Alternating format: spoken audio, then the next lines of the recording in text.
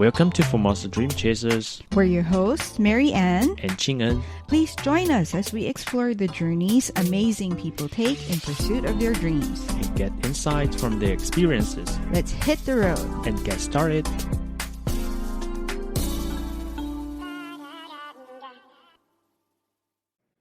Hello, and welcome to Formosa Dream Chasers. For longtime listeners, you would know that my co-host, Ching-en Chiou, and I have been hosting our show together for quite some time. In fact, we actually started working at RTI at almost the same period. The reason why I'm getting into our history together is because Ching-en recently received some very exciting news. And so today we're going to get up close and personal with Ching-en, who will not only share his news with us, but also talk about the next step of his journey to pursuing his dreams. Ching-en, can you please share with our audience what your upcoming plans are? Okay, so I'm leaving RTI and going to pursue my master studies in Bangkok, Thailand, next month. So let me see you guys. Okay. Well, I'm very happy to see that you're pursuing further studies, but what will you be studying? I'll be studying international development. It's a transdisciplinary subject that help us to analyze the global issues like immigration, gender inequality, and what else? Like poverty and public health issues from a global, scale. You said you'll start your studies next month, and how long is the program? The whole program has to be completed within 1 year. So I'll stay in Bangkok for at least 1 year. I see.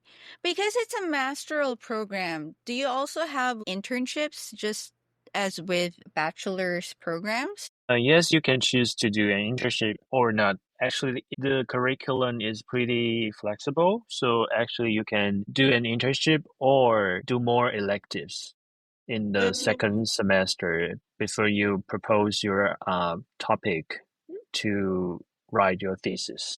And I'm curious, why did you decide to pursue a master's degree in international development? Like, what drew your interest to that particular field? I've been always very drawn or be very interested in how to apply knowledge or these I've always wanted to do more practical application of knowledge and then try to use these knowledge to real life and help to solve many social problems or global challenges that we are facing today.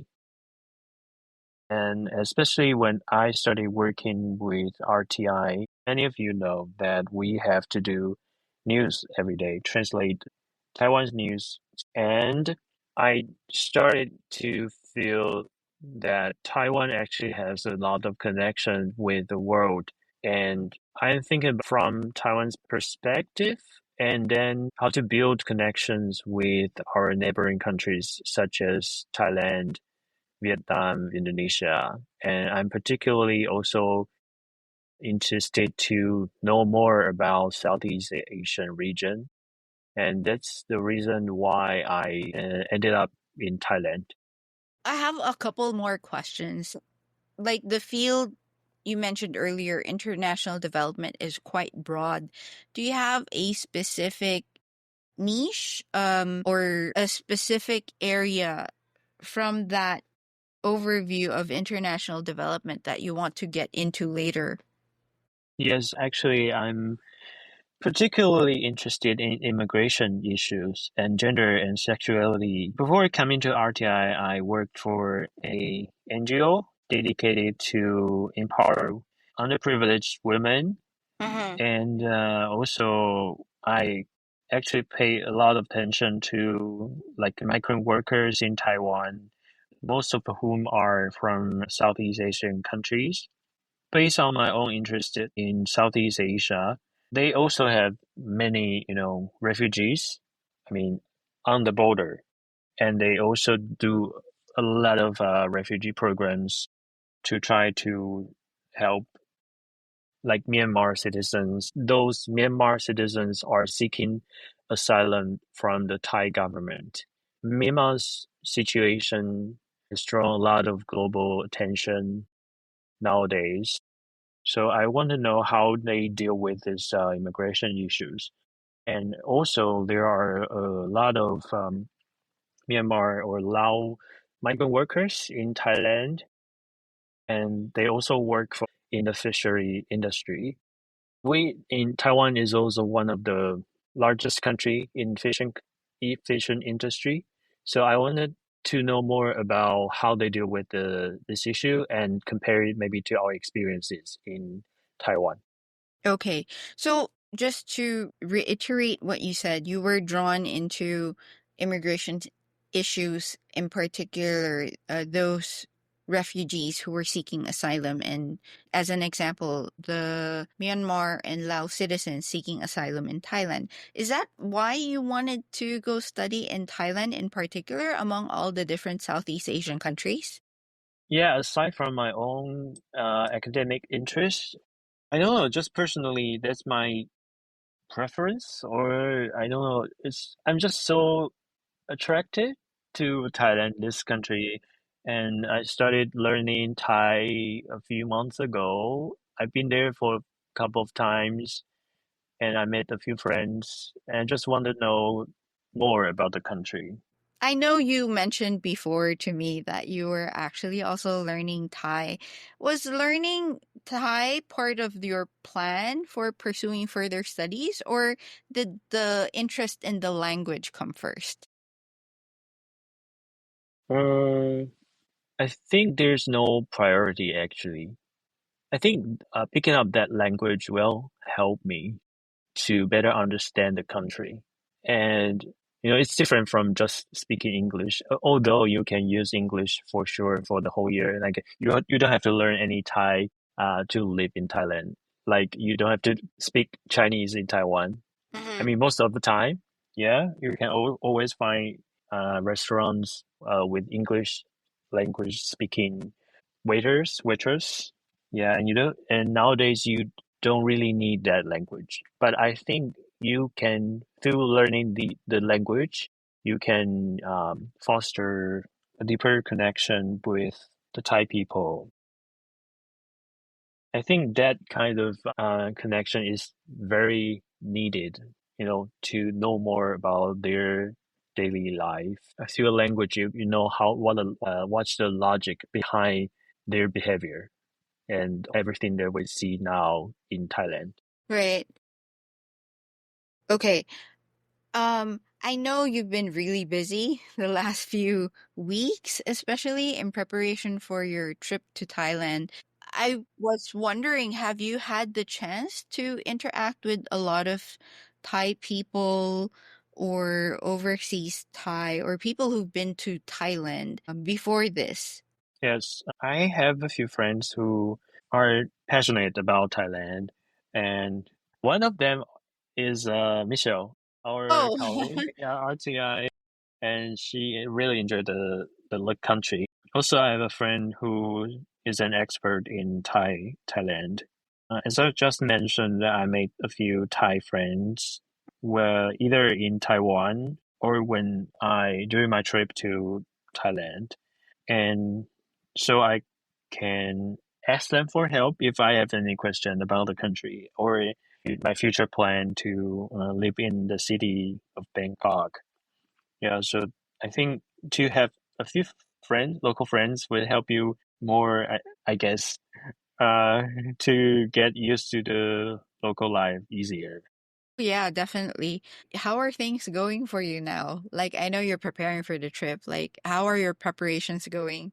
There are still a lot of troubles to kind of to solve.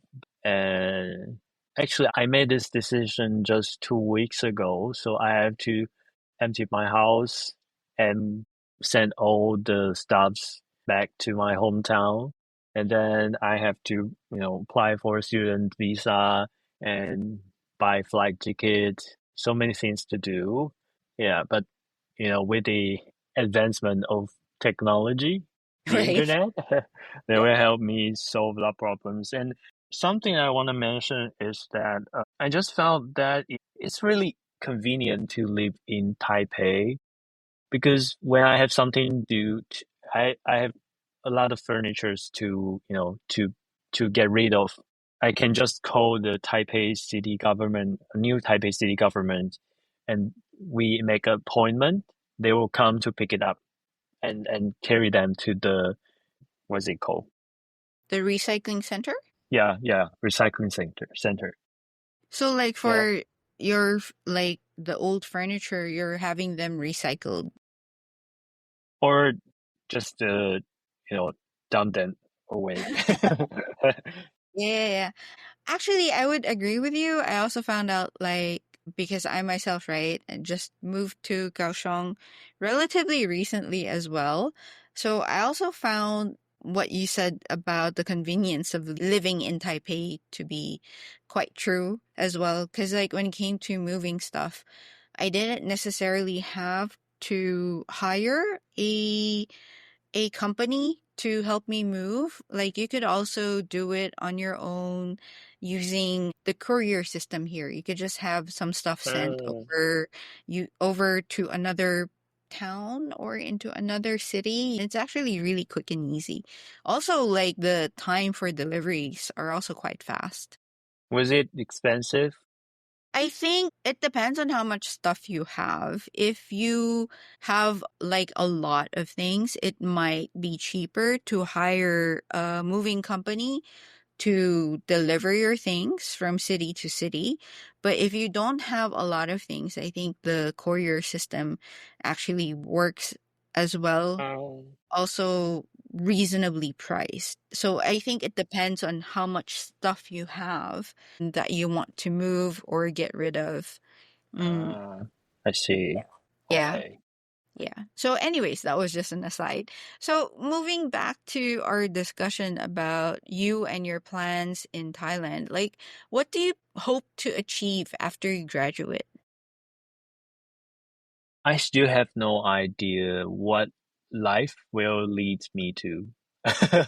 Okay. But I hope to work for a international NGOs, Mm-hmm. or I may be back to Taiwan. And then, there are a lot of companies, consultancies, they are doing some evaluations or what is it called? Like some companies are now required to do to be responsible for their production, like the emission of CO, the carbon dioxide. They have to do something, and then they need some consultancy or companies to help to check if they are doing it well, and that would be part of the environmental evaluation of the company. Sorry, I cannot find a word to describe that job. But It's basically determining the environmental impact the company has on, that's right. yeah. Yeah, yeah, Okay. yeah, yeah. And you will need that so-called sustainable development profession to analyze these issues Okay. and development studies. That's the application of development study in real life. That's one of the applications. Okay. So you're saying that that's one of the possible avenues that you can pursue after you graduate from international development studies. Yes? That's right. Okay. Okay. Is there anything else you want to add before we end this interview? Or that you want to share or that you want to mention to our listeners? This is, I mean, it really takes a lot of efforts to study abroad, especially when you have to prepare for it, prepare for application, and before you arrive at the country. So I suggest those people who want to, study abroad, they better prepare it for maybe at least a year before. Okay. Yeah, so it would be easier for you to adapt to all the challenges, everything that you have to deal with before departure. Is there anything also that you want to say to our listeners in terms of like the time that they've spent with us? Because we've been together for 2 years. Two yeah. years. Yeah, Yeah. and actually, I just told one of our guests before, Arden Lin, and Yeah. I believe there are some others, like Mm-hmm. our intern, like international foreign students, study in Taiwan. I mean, I was kind of inspired by their courage Mm-hmm. or their dedication, to try to pursue a different life in a country where they are not quite familiar with, and then they will start everything from scratch. And I don't know, I've been always very aspiring for that kind of life. I just want to experience different culture, and I don't know, just to train myself, so I can deal with all the challenges uh, that I cannot experience here in Taiwan. Right. Okay. It's a bit Okay. disorganized, but you know what I mean. No, I know what you mean because sometimes when we talk to our guests, we get a glimpse of the life that they're living and also what it's like for them. Say, for example, as you mentioned, some of the foreigners who live in Taiwan, so we get a better idea of what are the challenges our guests have when living in Taiwan. So it's actually also really inspiring seeing them face this challenge and also still work towards achieving their dreams. And I think Mhm. what you mean is you also want to do something similar to that. But since you're in Taiwan, you want to go to a different country and see what it's like living elsewhere. Yeah, and also as a Taiwanese, I mean, I don't know. I feel like the has always been, ignored by the international society, and I want to kind of bring more information or knowings about Taiwan to, connect with people from all around the world.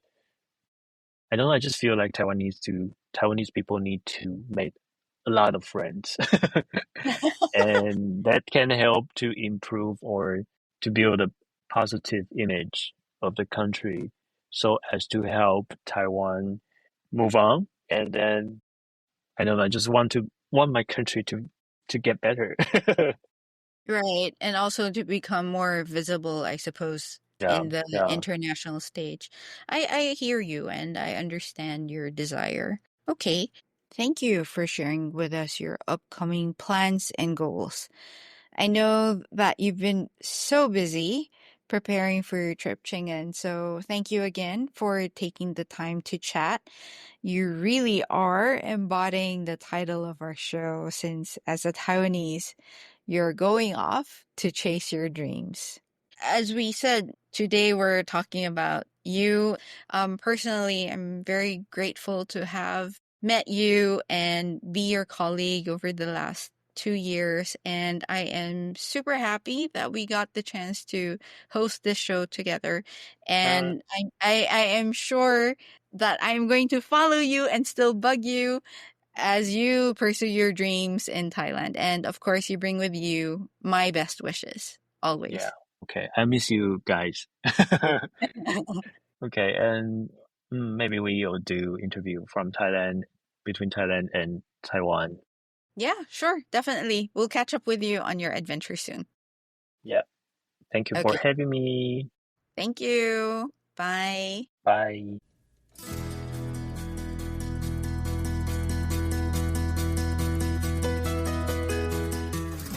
This is Ching-en Chiou. And Mary Ann Shoko. See you guys next week. Bye.